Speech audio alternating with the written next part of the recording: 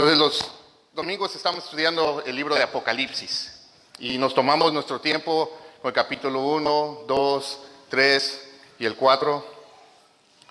Y hoy nos encontramos en el capítulo 5. De aquí en adelante vamos a ver porciones más grandes. Hoy vamos a estar viendo todo el capítulo 5. Y el capítulo 4 y 5 es todo un escenario que está de lo que está pasando en el cielo y va junto. Entonces hoy vamos a ver la continuación de este escenario en el cielo, de todo lo que está pasando antes de que Jesús empiece a derramar su ira sobre este mundo. Entonces les voy a pedir que se pongan de pie, por favor. Vamos a leer todo el capítulo 5. Oramos y entramos al estudio de esta mañana. ¿Están listos? ¿Están despiertos? ¿Sí? ¿Tomaron su café? ¿Sí? Ok. Pero sacúdanse allí, pero vamos a despertarnos, ¿ok? Dice así la palabra de Dios. En la mano derecha de aquel que estaba sentado en el trono vi un libro, un rollo, escrito por dentro y por fuera, sellado con 7 sellos. Vi también a un ángel poderoso que anunciaba a gran voz: ¿quién es digno de abrir el libro y desatar sus sellos? Y nadie, ni en el cielo, ni en la tierra, ni debajo de la tierra, podía abrir el libro ni mirar su contenido. Y yo lloraba mucho, porque nadie había sido hallado digno de abrir el libro ni de mirar su contenido. Entonces uno de los ancianos me dijo: no llores, mira, el león de la tribu de Judá, la raíz de David, ha vencido para abrir el libro y sus 7 sellos. Miré y vi entre el trono, con los 4 seres vivientes y los ancianos, a un cordero de pie, como inmolado, que tenía 7 cuernos y 7 ojos, que son los 7 espíritus de Dios, enviados por toda la tierra. Él vino y tomó el libro de la mano derecha de aquel que estaba sentado en el trono. Cuando tomó el libro, los 4 seres vivientes, los 24 ancianos, se postraron delante del cordero. Y cada uno tenía un arpa y copas de oro llenas de incensos, que son las oraciones de los santos. Y cantaban un cántico nuevo, diciendo: digno eres de tomar el libro y de abrir sus sellos, porque tú fuiste inmolado, y con tu sangre compraste, redimiste para Dios a gente de toda tribu, lengua, pueblo y nación. Y los has hecho un reino y sacerdotes para nuestro Dios, y reinarán sobre la tierra. Y miré y oí la voz de muchos ángeles alrededor del trono, y de los seres vivientes y de los ancianos. Y el número de ellos era miriadas de miriadas y millares de millares, que decían a gran voz: el cordero que fue inmolado es digno de recibir el poder, las riquezas, la sabiduría, la fortaleza, el honor, la gloria y la alabanza. Y oí decir a todas las cosas criadas que están en el cielo, sobre la tierra, debajo de la tierra y en el mar, y a todas las cosas que en ellos hay: al que está sentado en el trono y al cordero, sea la alabanza, la honra, la gloria y el dominio por los siglos de los siglos. Y los 4 seres vivientes decían: amén. Y los ancianos se postraron y adoraron. Señor, te damos gracias esta mañana por tu palabra. Gracias por esta revelación que tú le diste al apóstol Juan en esa isla de Patmos, Señor. Cuando él se encontraba en su momento más oscuro, ya anciano, prisionero en una isla, Señor. Tal vez cuestionando, tal vez dudando. Y al igual la iglesia se encontraba bajo persecución, sufriendo, muriendo muchos por su fe. Y en ese momento tú le diste esta revelación a Juan para dejarle saber todas las cosas que van a pasar del futuro, Señor.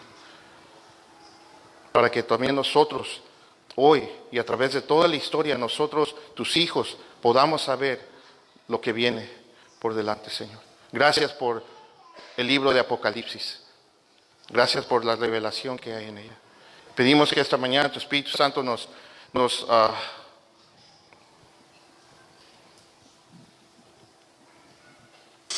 podamos ver este escenario y entenderlo de la mejor manera, Señor. Es esa obra de tu Espíritu Santo, que no nomás sean letras en un papel, sino que sean estas palabras que consuman nuestro corazón, Señor, y que nos llenen de esa esperanza y de ese ánimo para seguir viviendo para ti en este mundo oscuro que te rechaza, y sigamos proclamando el Evangelio a los perdidos, y sigamos, Señor, dando testimonio de lo bueno y lo fiel que tú eres con nosotros. Bendice a tu iglesia el día de hoy, Señor. Háblanos, ministra en nuestros corazones a través de tu palabra y tu Espíritu Santo. Hoy me pongo a tu disposición. Úsame, Señor. Señor, yo menguo para que tú crezcas, Señor. Aquí estoy para servirte. En el nombre de Jesús. Amén. ¿Pueden tomar su asiento, muchachos? Todos, digo, muchachos, ancianos, jóvenes, todos. Muchachos, ¿no? Ok. Entonces recordamos que en el principio del capítulo 4 vemos que el Señor Jesús lleva a Juan al cielo en el Espíritu para mostrarle las cosas que deben suceder después de estas.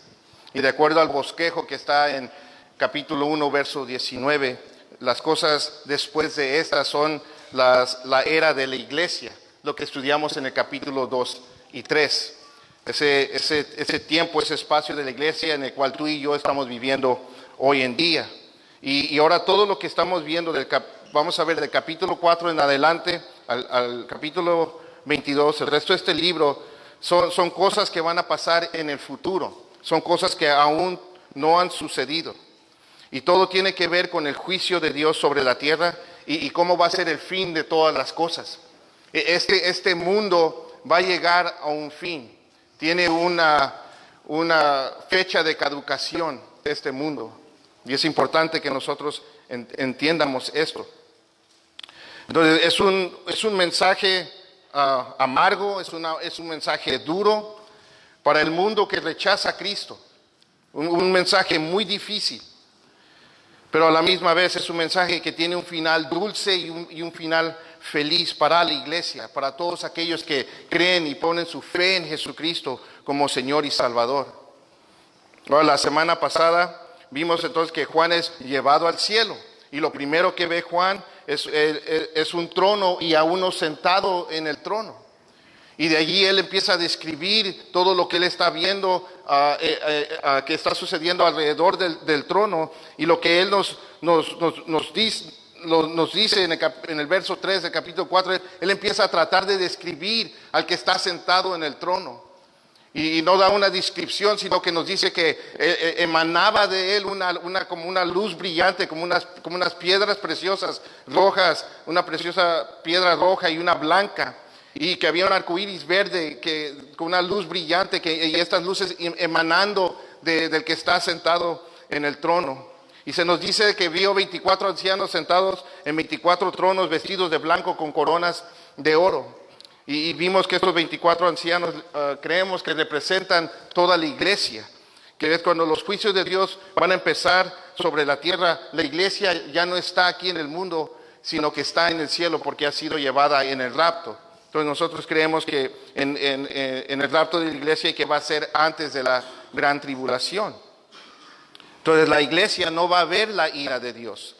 No tiene por qué, porque Jesús tomó y recibió la ira de Dios por nosotros. Luego nos dice Juan que vio relámpagos, voces y truenos delante del trono, que salían del trono, y delante del trono miró siete lámparas de fuego que ardían, que son los 7 espíritus de Dios. Y ya vimos que los 7 espíritus nos hablan de la plenitud del Espíritu Santo. No hay 7 espíritus, sino que nos hablan de la plenitud del Espíritu Santo. Solamente hay un Espíritu Santo. Y vio delante del trono un mar de cristal, y vio 4 seres vivientes, y uno semejante a un león, otro semejante a un becerro, otro semejante a un hombre, y otro semejante a una águila que volaba. Y nos dice que por dentro y por fuera tenían muchos ojos, y que tenían 6 alas, y que no cesaban de decir estos 4 seres vivientes al que está sentado en el trono: Santo, Santo es el Señor Todopoderoso, el que es, el que era y el que ha de venir. Y en el verso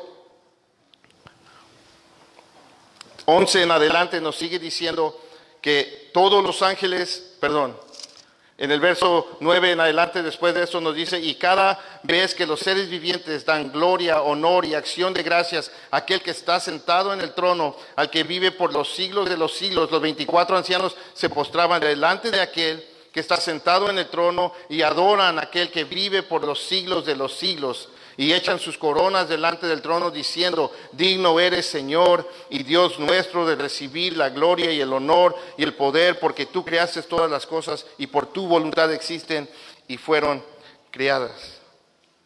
Entonces a Juan se le está en el cielo y se le permite ver este escenario majestuoso, donde toda la atención del cielo está en la santidad, en la gloria, en el poder de Dios el Padre, de aquel que está sentado en el trono.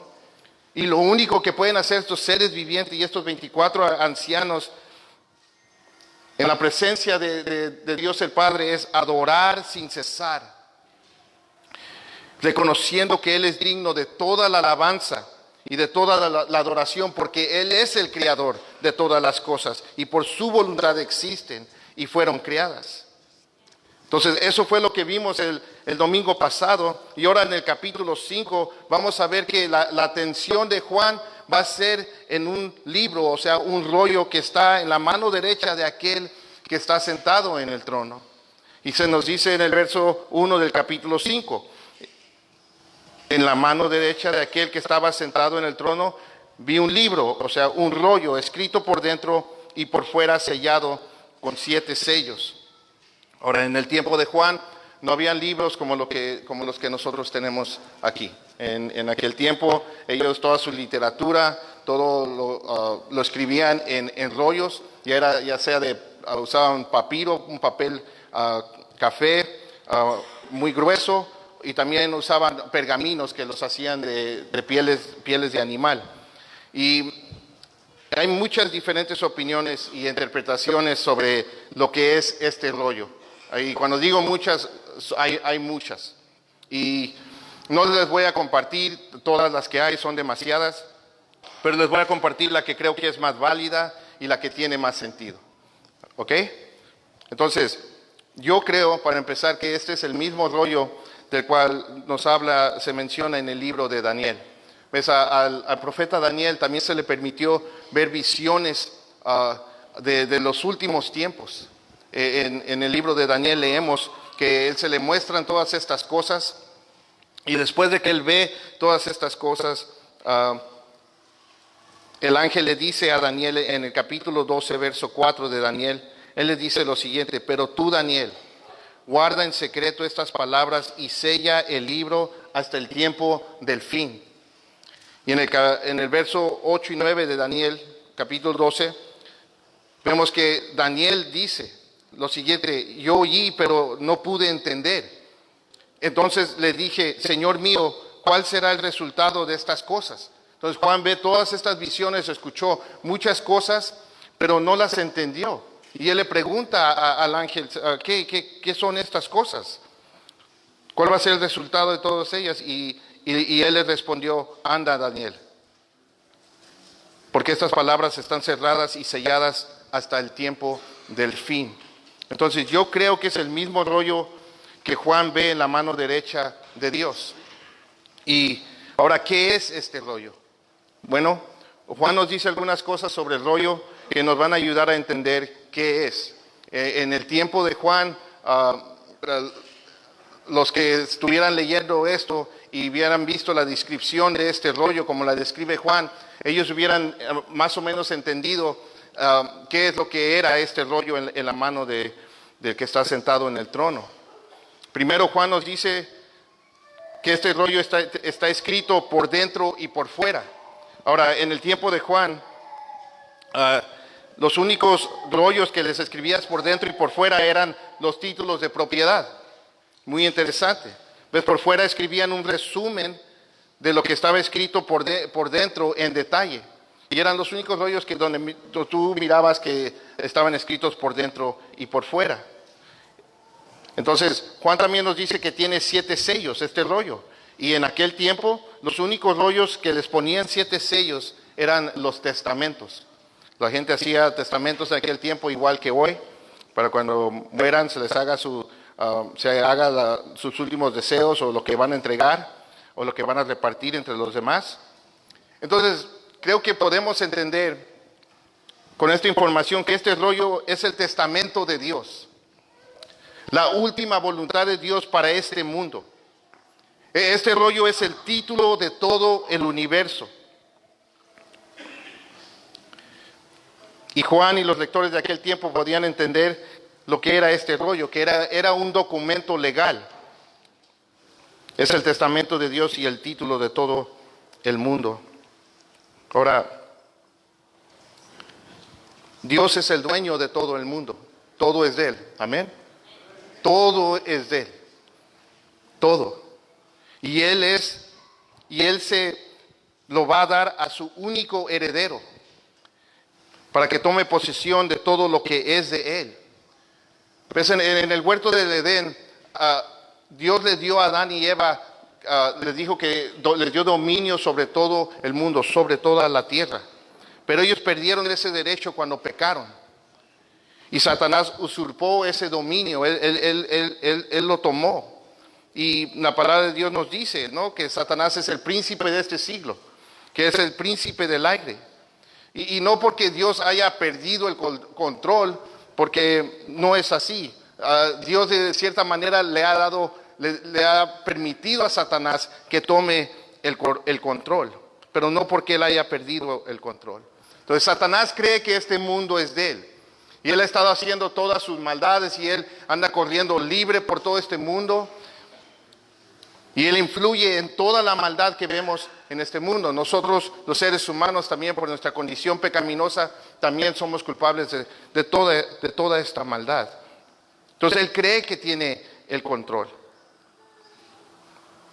En 1 Juan 4:9, el apóstol Juan nos dice: sabemos que somos de Dios, nosotros los cristianos, y que el mundo entero está bajo el poder del maligno, está bajo el poder de Satanás.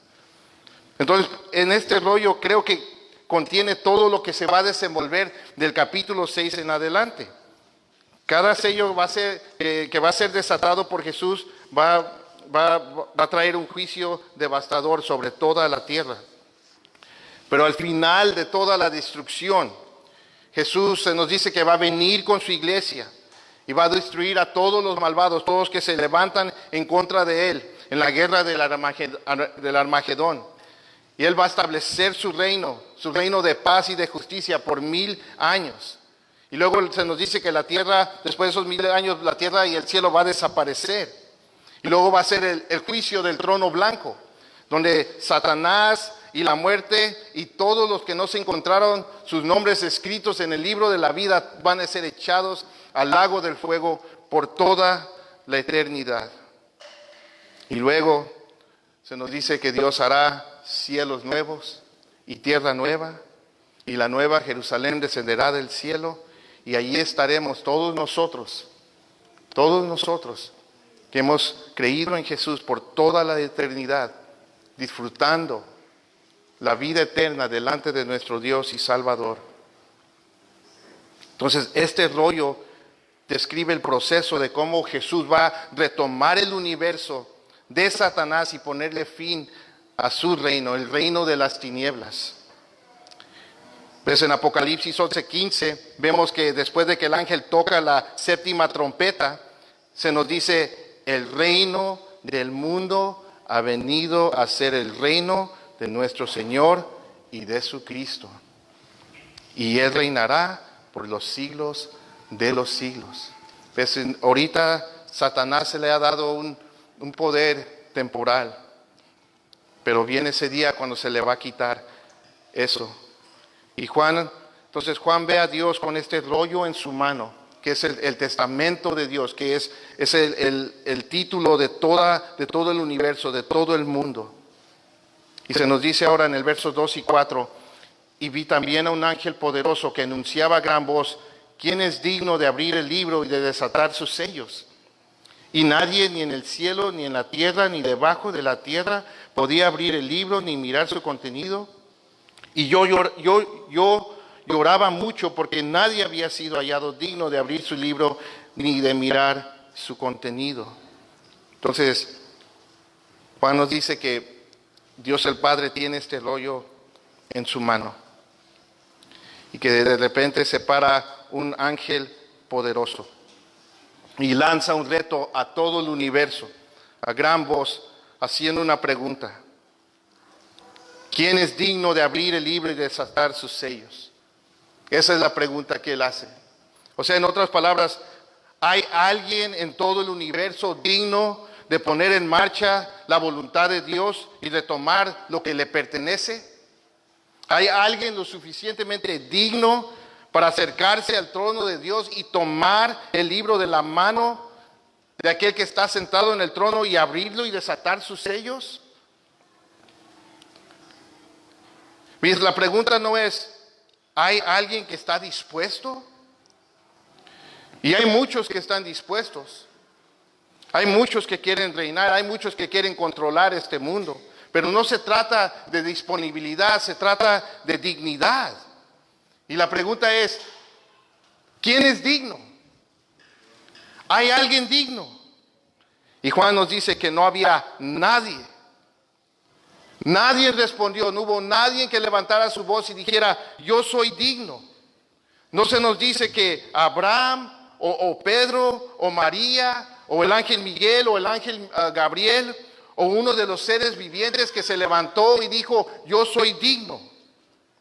Juan dice que no había nadie, ni en el cielo, ni en la tierra, ni debajo de la tierra. No había absolutamente nadie digno de abrir el libro, ni de mirar su contenido. El universo se quedó callado a la pregunta, ¿quién es digno? Igual que aquí entre todos nosotros, si hiciéramos la pregunta, si hiciera la pregunta, ¿quién es digno?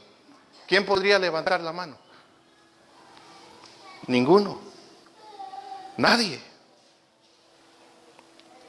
Y al ver Juan que no había nadie digno, se quebrantó su corazón. Dice que lloraba mucho. Ahora, Juan lloraba mucho porque él sabía que si no había nadie digno para abrir el rollo de la voluntad de Dios, para poner el fin no se iban a cumplir. Los rebeldes no iban a ser castigados. El reino no iba a ser establecido. La consumación de la historia no se iba a cumplir. Y Juan era un hombre que quería ver la voluntad de Dios triunfar. ¿Y cuántos de aquí queremos ver la voluntad de Dios triunfar? Amén. Es nuestra esperanza, es nuestro deseo. Es lo que estamos anticipando todos nosotros. Y creo que si nosotros hubiéramos estado en el lugar de Juan, cada uno de nosotros también hubiéramos llorado mucho. Digo, solo imagínate por un momento que las promesas de Dios de acabar con toda la maldad del mundo, de vengar la sangre de todos los mártires, de todos los que han muerto por su fe en Jesús, de hacer justicia para todos sus santos. El hecho de que Él va a establecer su reino sobre la tierra y de los cielos nuevos y tierra nueva, solo piensa por un momento que nada de eso se va a cumplir. Nosotros también lloraríamos mucho. Creo que lloraríamos mucho. Pero sabemos que no es así. Amén. Sabemos que todo se va a cumplir. Sabemos que ese no es el caso, porque ahora en el verso 5 se nos dice, entonces uno de los ancianos me dijo, no llores, mira, el león de la tribu de Judá, la raíz de David, ha vencido para abrir el libro y sus 7 sellos. Entonces uno de los ancianos le da unas buenas noticias a Juan y le dice, Juan, no llores, tranquilízate. En otras palabras, deja de llorar. Todo está bien. Sí hay uno que es digno. Sí hay uno que tiene autoridad y dignidad para tomar el rollo y abrir y desatar sus 7 sellos. ¿Y quién es, hermanos? ¿Quién es? Es Jesús. Jesús. Él es digno. Él es el único que es digno. Amén. Él y solamente Él, no hay nadie más. Necesitamos a Jesús. Necesitamos a Jesús, hermanos. Y el anciano aquí le da dos títulos a Jesús. Primero dice, le llama el león de la tribu de Judá. Y le llama la raíz de David. Y dice que Él ha vencido. Entonces Jesús es el león de la tribu de Judá. Y es un título que viene de Génesis capítulo 49 del verso 8 al 10. Aquí Jacobo, antes de morir, él profetiza bendiciones sobre sus 12 hijos y a la misma vez profetiza sobre nuestro Señor Jesús. Y esta fue la bendición que le tocó a Judá. Él le dice a Judá: a ti, Judá, te alabarán tus hermanos, tu mano estará en el cuello de tus enemigos. Se inclinarán a ti los hijos de tu padre, cachorro de león es Judá. De la presa, hijo mío, ha subido. Se agazapa, se echa como león o como leona. ¿Quién lo despertará? El cetro no se apartará de Judá, ni la vara de gobernante de entre sus pies, hasta que venga Silo, y a él sea dada la obediencia de los pueblos. Entonces a Judá es comparado con un cachorro de león, pero el Mesías prometido, Jesús, él es presentado como un león. Y sabemos que un león es intimidante. Amén. ¿Alguien ha visto un león de cerquitas? ¿Lo zoológico tal vez? ¿Sí? Te acercaste y lo tocaste, ¿cómo se llama? Su melena, ¿verdad que no? Los leones son intimidantes, hermanos. Son violentos, son agresivos, son destructivos, son letales, son poderosos y son fuertes. Y eso es lo que los judíos esperaban de su Mesías. Entonces cuando ellos están esperando su Mesías, y hasta el día de hoy lo están esperando, y rechazan el hecho de que Jesús en su primera venida, que Él era su Mesías. Porque Él no vino como un rey conquistador. Él vino como un siervo fiel, y Él vino a morir por todos nuestros pecados. ¿Ves? Ellos esperaban que el Mesías viniera y destruyera a los romanos y que los liberara de la esclavitud bajo la cual estaban, del gobierno de Roma, y que Él estableciera su reino en su primera venida, y eso es lo que ellos estaban esperando. Pero Jesús no lo hizo. Él vino a sufrir. Entonces Jesús es el león de la tribu de Judá, pero en su primera venida no se comportó como león. Pero lo vamos a ver como león en su segunda venida, hermanos. También se le llama la raíz de David. Este título viene de Isaías 2. Jesús en su humanidad fue descendiente del rey David, pero como Dios, Él es la raíz de David. Pues Jesús viene de la descendencia de David, pero David procede de Jesús como su creador. Entonces, por eso dice, Él es la raíz de David. Entonces, no es David el que hace grande a Jesús. Jesús es el que hace grande a David. Y Jesús es el único digno de abrir el libro y sus 7 sellos. El único.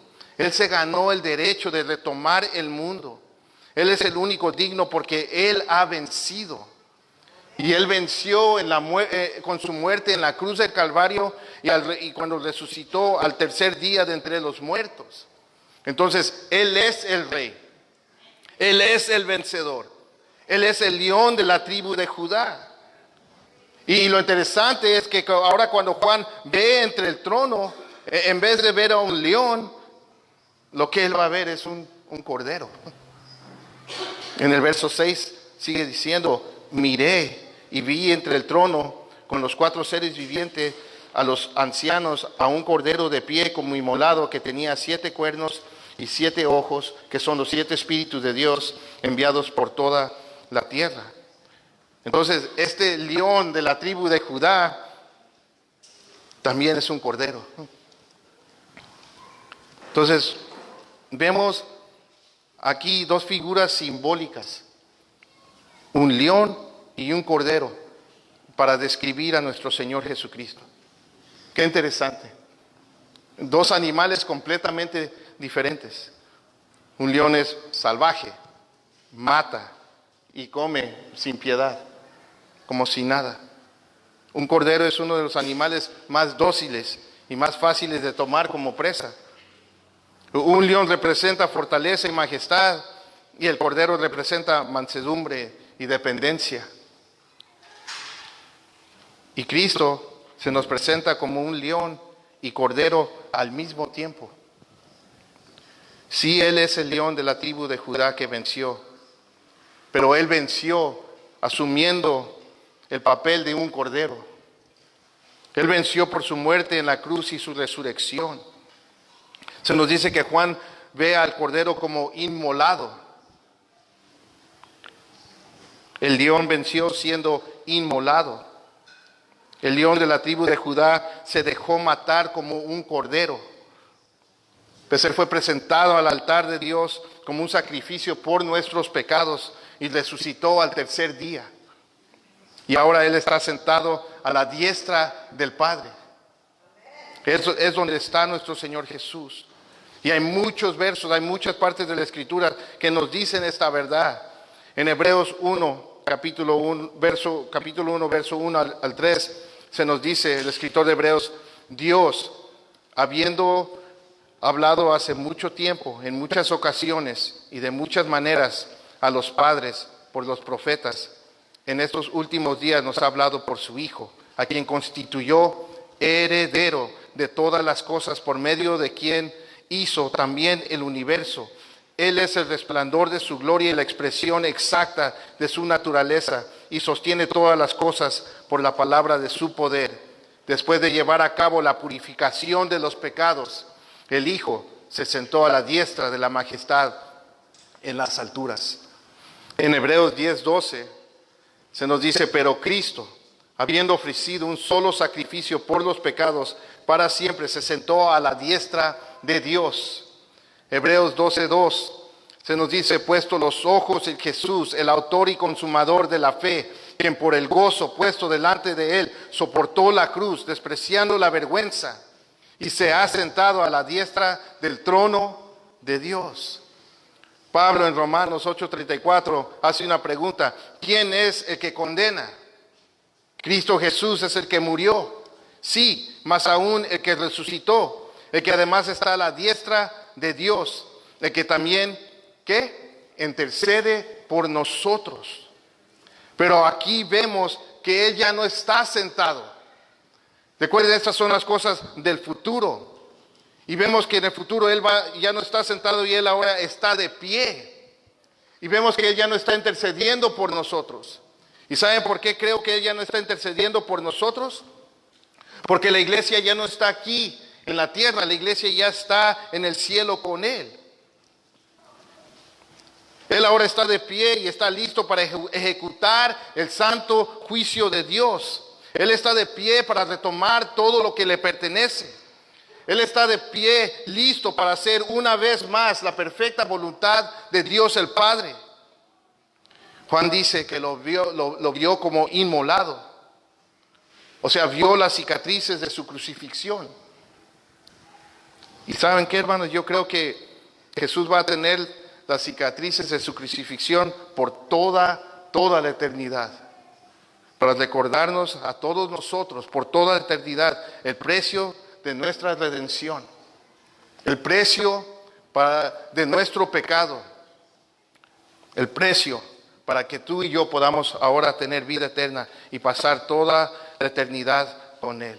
Y para que siempre tengamos presente delante de nosotros su gran amor por nosotros. Ahora Juan nos dice que Él tenía 7 cuernos y 7 ojos. Ahora sabemos que los 7 ojos son los 7 espíritus de Dios, Él mismo nos dice aquí. Y que los 7 espíritus representan la plenitud del espíritu. Solamente hay un espíritu. Ahora, los cuernos en la palabra de Dios representan poder y autoridad. Y el número 7 representa plenitud, perfección, completo. Entonces esto nos habla de que el Cordero tiene todo poder, la plenitud del poder, completo poder y autoridad. Y esto quiere decir que todos sus enemigos van a ser puestos debajo de sus pies, como estrados de sus pies. Sí, Él es el Cordero, pero a la misma vez es un león. Y en su segunda venida, hermanos, vamos a ver al Cordero actuar como un león. Lo vamos a ver violento, lo vamos a ver agresivo, lo vamos a ver destruir, vamos a verlo letal, poderoso y fuerte. Lo vamos a ver como Dios el guerrero, como el Rey de Reyes y Señor de Señores, hermanos. Lo vamos a ver rugir, lo vamos a ver destruir a sus enemigos. Así que prepárense para lo que viene, hermanos. El estudio de aquí en adelante es lo que vamos a estar viendo. Vamos a ver cosas fuertes, muy fuertes. En Apocalipsis 6, capítulo 6, verso 15 al 17, después de que se desata el sexto sello, se nos dice esto. Y los reyes de la tierra, y los grandes, y los comandantes, los ricos, los poderosos, y todo siervo, y todo libre, se escondieron en las cuevas y entre las peñas de los montes, y decían a los montes y a las peñas: caigan sobre nosotros y escóndanos de la presencia de aquel que está sentado en el trono y de la ira del Cordero, porque ha llegado el gran día de la ira de ellos. ¿Y quién podrá sostenerse? ¿Quién podrá mantenerse en pie? Y la respuesta es muy sencilla, hermanos: nadie, absolutamente nadie puede mantenerse en pie. En Apocalipsis 7:14 se nos dice que ellos pelearán contra el Cordero, pero Él los vencerá. En Apocalipsis 19:15 se nos dice que cuando Jesús viene en su segunda venida, que de su boca sale una espada afilada para herir con ella a las naciones, y las regirá con vara de hierro, y Él mismo pisa el lagar del vino del furor de la ira de Dios Todopoderoso. Hermanos, lo vamos a ver como todo un león. Pero a la misma vez sabemos que nadie es más compasivo, más misericordioso y más tierno que este león. Y podemos ver el contraste en el capítulo 7, si pueden ir ahí en sus Biblias, en el capítulo 7, verso 14. Allí en ese capítulo Juan está viendo multitudes de personas de todo pueblo, nación y tribu y de lengua delante del trono de Dios, y uno de los ancianos le pregunta a Juan: ¿quiénes son estos? Y en el verso 14 Juan le dice al anciano, y le respondí: Señor mío, usted lo sabe. Y él me dijo: estos son los que vienen de la gran tribulación, y han lavado sus vestiduras y las han emblanquecido en la sangre del Cordero. Y por eso están delante del trono de Dios y le sirven día y noche en su templo. Y aquel que está sentado en el trono extenderá su tabernáculo sobre ellos, y ya no tendrán hambre, ni sed, ni el sol les hará daño, ni ningún calor abrasador. Pues el Cordero que está en medio del trono los pastoreará y los guiará a manantiales de aguas de vida. Y Dios enjugará toda lágrima de sus ojos. Qué verso tan más hermoso. Entonces vamos a ver unos que se quieren esconder de la ira del Cordero, y vamos a ver que a otros los va a pastorear y guiar a manantiales de agua viva. Y Dios enjugará toda lágrima de sus ojos. Dios mismo, personalmente, va a limpiar las lágrimas de sus ojos. Unos van a estar temblando y otros van a estar siendo consolados. Jesús es el Cordero y el león a la misma vez, hermanos. Él es único, Él es incomparable. Él es Dios el Hijo, la segunda persona de la Trinidad, 100% hombre y 100% Dios. Y Él es el único que es digno, hermanos. Amén.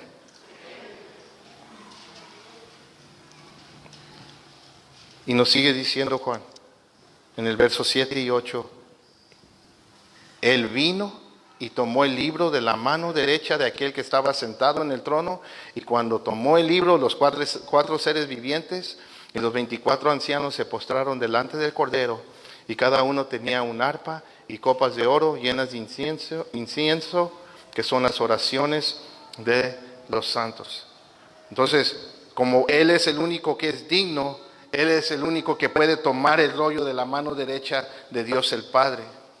Y ahora vamos a ver que toda la atención en el cielo va a ser puesta en el Cordero y el león. Ahora los 4 seres vivientes y los 24 ancianos se van a postrar delante del Cordero. Y se nos dice que cada uno de los 24 ancianos tenía un arpa y copas de oro llenas de inciensos, que son las oraciones de los santos. Ahora, yo no sé si tú sabes tocar el arpa o no, pero al parecer, cuando estemos en el cielo, allí vamos a aprender a tocar el arpa, hermanos. Y creo que de aquí vienen todos los dibujos que hacen de los ángeles en las nubes, ¿no? Tocando arpitas. Es la imagen, yo creo que de aquí salió. Y al parecer vamos a estar tocando arpas. Entonces, en el Antiguo Testamento, el arpa era uno de los instrumentos que usaban para adorar. El rey David, él tocaba el arpa, y muchos de los salmistas y muchas partes en los salmos vemos que se mencionan las arpas. Ahora, las copas de oro se nos dice que son las oraciones de los santos. Las oraciones están de los santos están en copas de oro. Y esto me llamó la atención. Nuestras oraciones son como un incenso, como un olor fragante para Dios. Y lo que me llamó la atención es que nuestras oraciones están en copas de oro. Dios tiene en mucha alta estima nuestras oraciones, hermano. Al grado que dice que están en copas de oro. El salmista dice, en Salmo 141 y 2, él hace la conexión entre las oraciones y el incienso. Él dice, sea puesta mi oración delante de ti como incienso, el alzar de mis manos como la ofrenda de la tarde. Y saben, creo que esa es una de las luchas que más tenemos hoy en este tiempo en la iglesia. Creo que no oramos lo suficiente. Necesitamos orar. Y creo que una de las razones es porque no tenemos en alta estima la oración como la tiene Dios. Pues la oración es importante para Dios. Y porque es importante para Dios, debería de ser importante para nosotros también. Y no son importantes para Dios porque Él necesite nuestras oraciones. No es porque Dios dependa de nuestras oraciones. Son importantes para Él porque Él sabe que tú y yo necesitamos orar. Tú y yo necesitamos la oración. Tú y yo somos los únicos que tenemos el privilegio como cristianos de tener comunión con el Padre a través de la oración. Y tristemente es una de las cosas que más descuidamos. Y yo me incluyo allí, no oramos lo suficiente. Hoy en día hay mucha más distracción. Y tenemos que ser sabios, tenemos que ser diligentes para apartar tiempo para orar delante del Señor. ¿Por qué? Porque lo necesitamos, hermano. Un predicador dijo que si somos débiles en la oración, vamos a ser débiles en todo. Y eso es tan cierto. Nuestra vida espiritual, nuestro caminar con Cristo depende mucho de nuestra oración. Nuestro Señor Jesús dijo, velar y orar, porque la carne es débil. El espíritu quiere, pero nuestra carne es débil. Entonces necesitamos orar. Dios tiene nuestras oraciones en mucha alta estima, al punto que las pone en copas de oro. Ahora, algunos creen que estas oraciones pueden ser todas las oraciones de vindicación de todos los santos de toda la historia, que son esas oraciones de todos los santos a través de la historia que han orado al Señor, vénganos tu reino, y que ahora por fin van a ser contestadas. Y tal vez.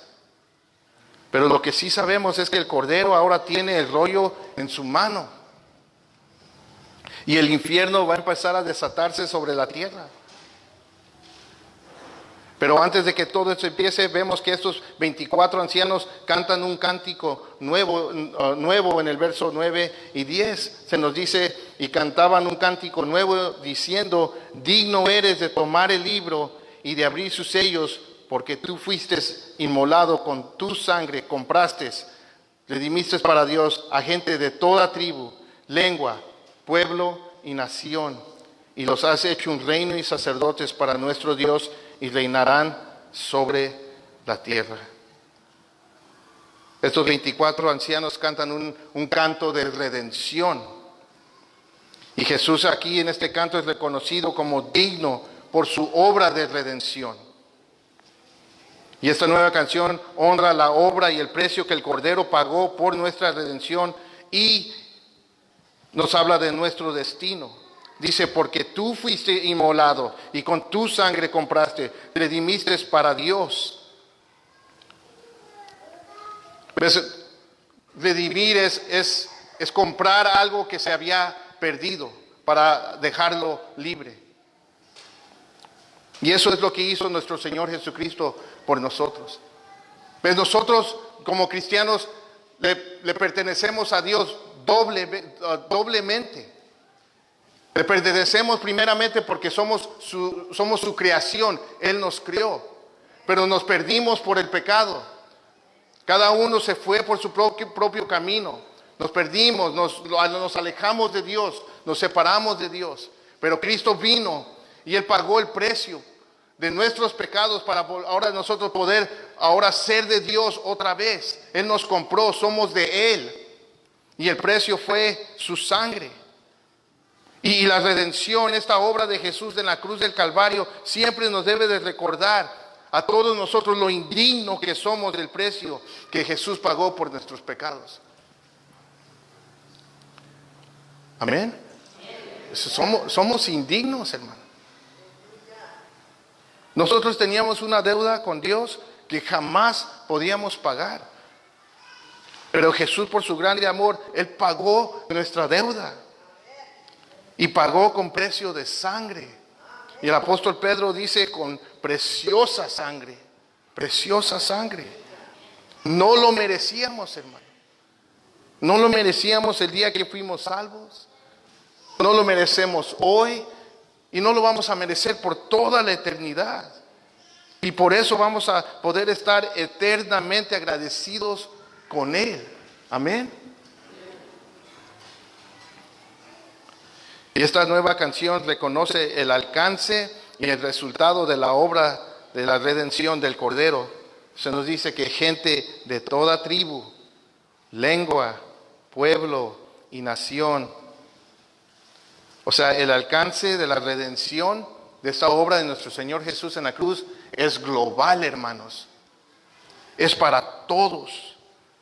La obra de la redención está disponible para todos. No importa qué tanto hayas pecado, no importa qué tanto tú crees que, tanto mal que tú has hecho en toda tu vida y tú que quieras pensar que Dios jamás te podría perdonar. No, esa obra en la cruz del Calvario, esa sangre que se derramó es suficiente para cubrir todos tus pecados. No hay pecado demasiado grande, no importa de dónde eres. La obra de redención es global, alcanza todo el mundo. Para todo ser humano, no importa de qué etnia eres, no importa qué idioma hables, está disponible para todos, seas mexicano, americano, canadiense, japonés, chino, para todos, mixtecos, triquis, zapotecos, mestizos, españoles, coreanos, todo el mundo está disponible para todos. Está disponible para todas esas personas que no son como nosotros. Amén. Esas personas que los vemos diferentes, los vemos como raros porque no son como nosotros. La obra de redención también es para ellos. para el alcohólico, para el drogadicto, para todos. Y por eso, hermanos, no nos podemos quedar callados. No nos podemos quedar callados. Por eso tenemos que compartir el evangelio con los demás. Esa es nuestra misión. Cada uno de nosotros como cristianos, como hijos de Dios, tenemos el privilegio de todos los días compartir nuestra fe, compartir el evangelio, la obra de redención con todas aquellas personas que Dios pone a nuestro alrededor. Tú y yo tenemos el privilegio de decirle a este mundo que estaba perdido, así como nosotros un día estábamos perdidos, de poder decirles que sí hay salvación, que sí hay esperanza, que sí hay perdón de pecados. Y todo se encuentra en Jesús y en la obra de Jesús. Es un privilegio que tú y yo tenemos. Y tenemos que empezar aquí en nuestra comunidad. Porque esta obra de redención es global, hermanos. Y yo por eso creo fielmente que toda iglesia, de alguna manera, en alguna medida, debe de estar involucrado en las misiones alrededor del mundo. De alguna manera. Y esa es la meta para nosotros como iglesia. Que como iglesia todos tenemos que estar participando en la gran comisión, alcanzando a personas de todas naciones, de todos lugares.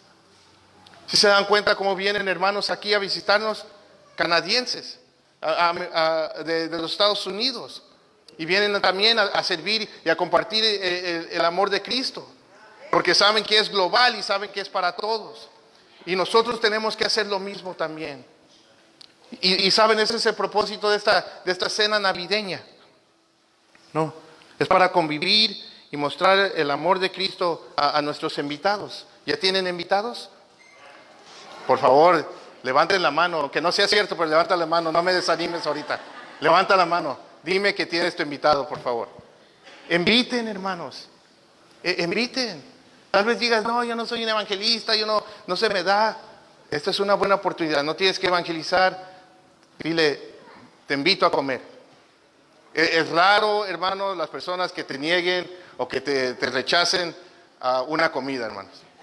Entonces, es una buena estrategia.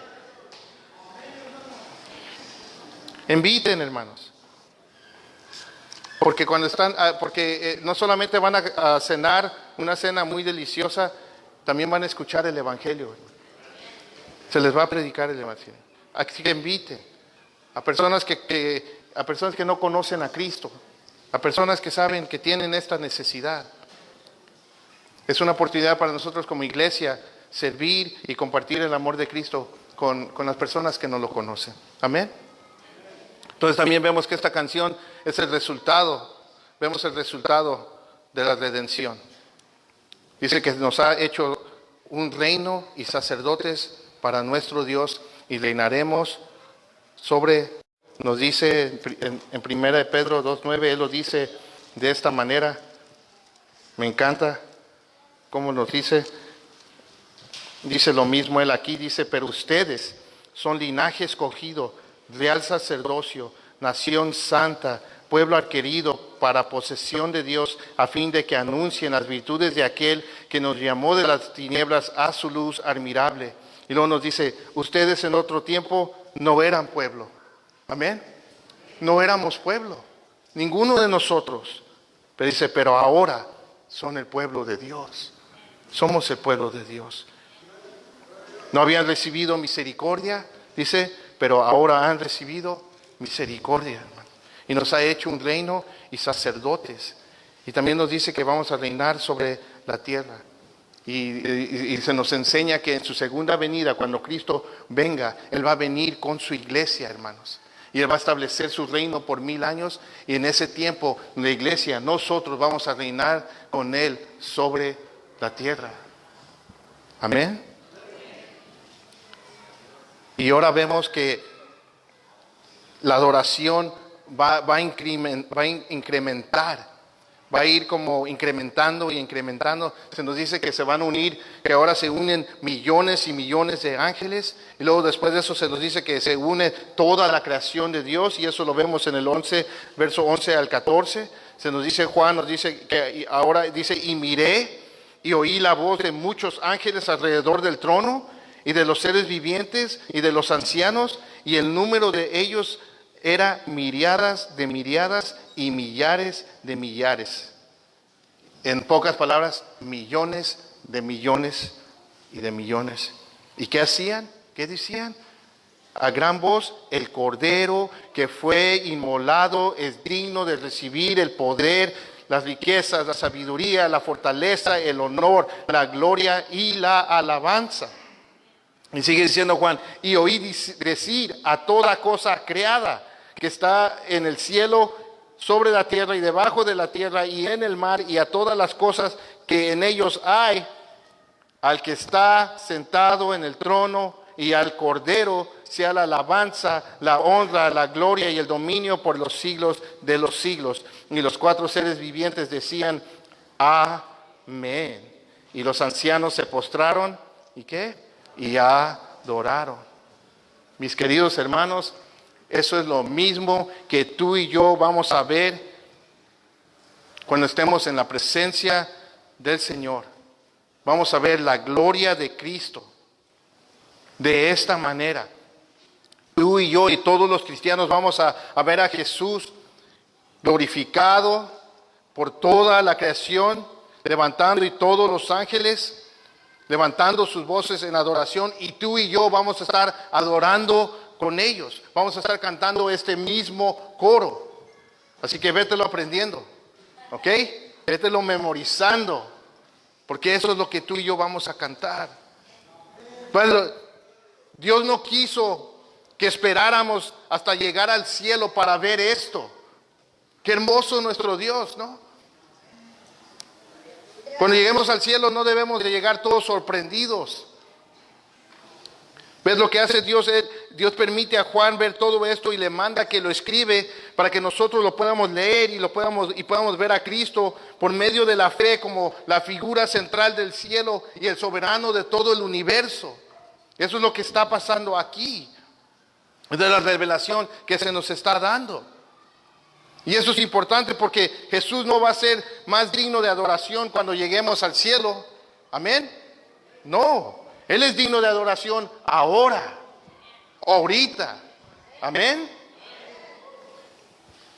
Por eso, cuando nos reunimos, por eso cantamos. Amén. Por eso lo adoramos. Y nosotros cuando venimos, tenemos que tener esto en mente. No sé si se han dado cuenta que cuando las primeras canciones de alabanza que cantamos, están como, ¿sí o no? Digo, ¿verdad? Ahí estamos cantando y después del sermón, después del mensaje, por lo que vemos en la palabra de Dios, lo que se nos revela de lo hermoso y lo glorioso que es nuestro Señor Jesucristo. Por eso cada sermón, cada prédica, si no está centrada en Cristo, la verdad no sirve para nada. Y me atrevo a decirlo. Todo tiene que ser centrado alrededor de Él. Se trata de Él. Y no sé si se dan cuenta ya, al último, la última alabanza, ¿cómo se escucha, hermanos? Animados, ¿no? Con todo. Y por eso necesitamos meternos en la palabra de Dios. Para que se nos esté revelando a Cristo tal y cual como Él es. Necesitamos ser recordados. Porque ahorita estamos en estos cuerpos que están limitados, hermanos. Y por eso necesitamos estudiar la palabra de Dios, necesitamos conocer a nuestro Cristo, a que nosotros estamos alabando y adorando cada vez que nos reunimos. O cada vez cuando tú estás en tu casa, si tienes un tiempo de adoración, saber por qué lo estamos adorando. Por eso nos reunimos. No nomás cantamos canciones nomás para entretenernos. Amén. Es para adorar y bendecir el nombre de nuestro Señor Jesucristo, el único que es digno, el soberano de todo el universo. Porque reconocemos que Él es digno de adoración. Y porque nosotros, no cuando estemos en el cielo, ahora, desde ahorita, nosotros somos ese pueblo que fue redimido por su sangre, por su preciosa sangre, hermanos. Pues en el capítulo 4 vimos que Dios, el Padre, es adorado como el Creador de todas las cosas. Amén. Si también, vimos eso claramente, ¿no? Entonces sigan el hilo de todo lo que estamos viendo aquí. El Padre es adorado como el creador de todas las cosas. Pero ahora aquí en el capítulo 5 vemos que toda la creación está adorando a aquel que está sentado en el trono. ¿Y a quién más? Al Cordero de Dios. ¿Quién es el único que puede ser adorado? ¿Quién? Dios, hermanos. Dios. Muchos cuestionan, muchos dicen y alegan y debaten que Jesús no es Dios. Tratan de minimizar a Dios. Hay muchos que no tienen un problema ver a Dios a Jesús como un buen profeta, un buen hombre, pero no lo pueden ver como Dios. Lo niegan, lo rechazan. La palabra de Dios claramente enseña la Trinidad una y otra vez, una y otra vez. El Padre y el Hijo uno son y el Espíritu Santo uno son. Y aquí vemos claramente, Y todo esto nos revela que Cristo es Dios, hermanos. Cristo es Dios. No se dejen engañar. Y todos en el cielo lo adoran y lo reconocen por tener todos los atributos que hacen que Dios sea Dios. En el verso 12 dicen, el Cordero que fue inmolado es digno de recibir el poder, las riquezas, la sabiduría, la fortaleza, el honor, la gloria y la alabanza. O sea, todos los huéspedes celestiales reconocen que Él es el único digno y que es el único que debe ser adorado y que puede ser adorado, junto con el que está sentado en el trono.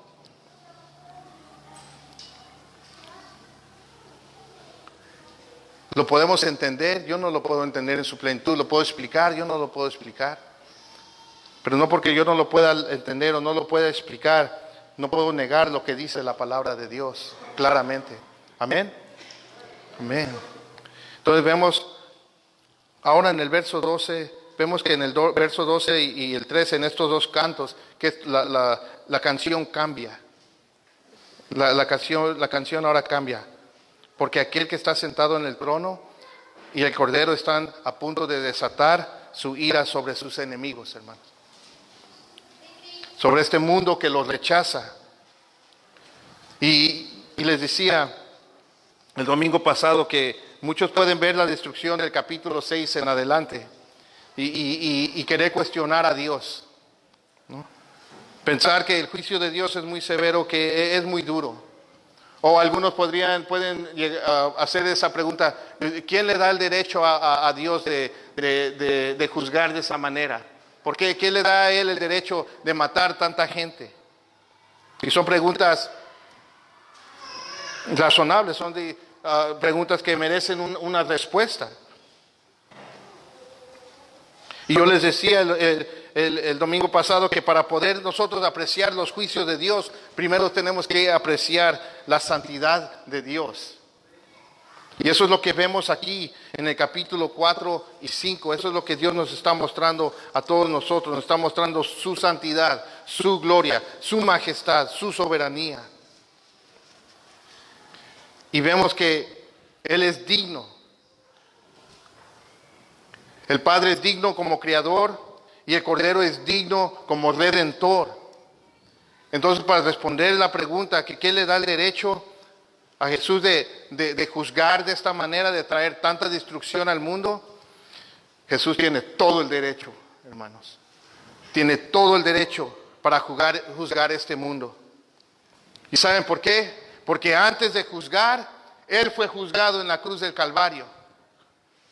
Antes de derramar su ira sobre el mundo, Él cargó con la ira del Padre sobre esa cruz. Antes de destruir como un león, Él fue destruido como un cordero en esa cruz. El juicio de Dios no es severo, no es demasiado duro. Es lo que la gente merece por su rebelión contra Dios. Sus juicios son santos. Sus juicios son justos. Y sus juicios tienen un doble propósito, hermano. Uno es para castigar, pero a la misma vez es para que la gente venga al arrepentimiento. Aún en los juicios de Dios, de la destrucción que vamos a ver en el capítulo 6 en adelante, en los juicios de Dios, vamos a ver aún todavía la misericordia de Dios extendiéndose hacia ellos.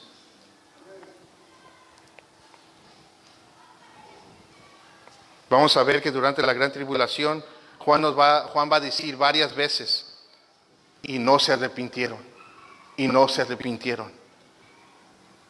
Y muchos no se van a arrepentir, muchísimos no se van a arrepentir, pero a la misma vez vamos a ver que muchos sí se arrepienten. Entonces el deseo del Cordero es que la gente se arrepienta y que venga la salvación. Él quiere salvar. Y durante la gran tribulación Él va a convencer a muchos a través del juicio, a través de destrucción. Pero viene ese tiempo cuando Jesús va a desatar el infierno mismo sobre esta tierra para castigar y para que muchos puedan venir a la fe y puedan ser salvos. Pero hoy, en este tiempo, el tiempo que conocemos como el tiempo de la gracia, Él está convenciendo a través de su amor.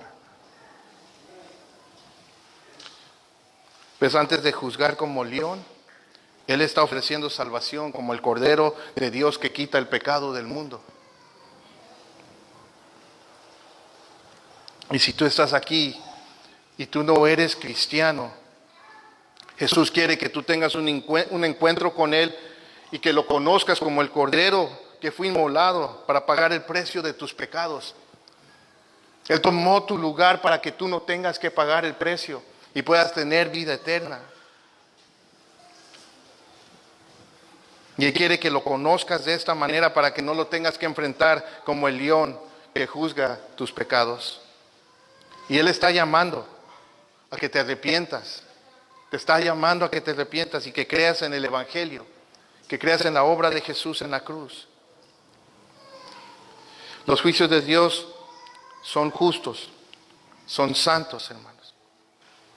Y Él, antes de derramar su ira, le está dando al mundo la oportunidad de escapar de su ira a través de Jesús. Y por eso Él es digno de tomar el rollo y de abrir sus sellos. Y es importante que nosotros tengamos esto en mente al estar estudiando el resto de Apocalipsis.